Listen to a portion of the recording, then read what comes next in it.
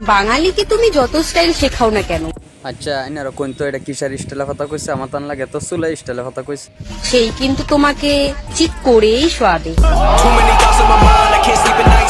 এটা আবার কোন ধরনের কথা? সেই কিন্তু তোমাকে চিট করেই এটার মানে কি এনারা বুঝছেন? বুঝলে এনারা কমেন্টে কই দিন তো।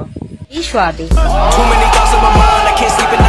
এটা আবার কোন ধরনের আলাপ এনারা শুনুন ঠিক কইতার ভাই। কবি বলেছেন নারী আটকায় অর্থে কথা কি ক্লিয়ার না ভেজাল আছে? আর পুরুষ আটকায় গর্তে।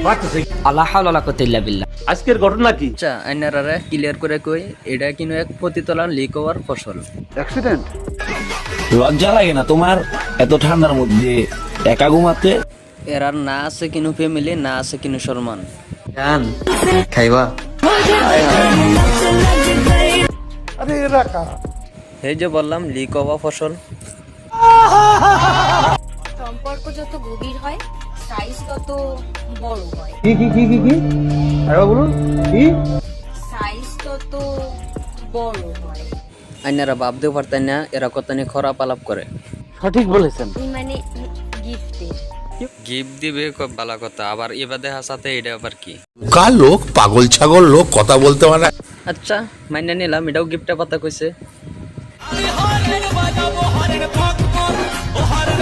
কিন্তু বডি ল্যাঙ্গুয়েজে কি বুঝাইতেছে? বাঙালিকে তুমি যত স্টাইল শেখাও না কেন, সেই কিন্তু তোমাকে চিট করেই শোয়াবে।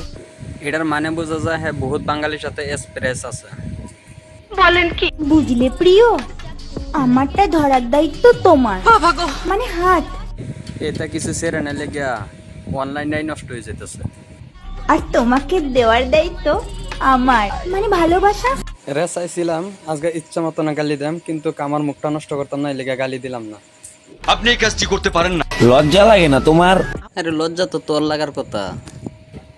এত ঠান্ডার মধ্যে একা ঘুমাতে?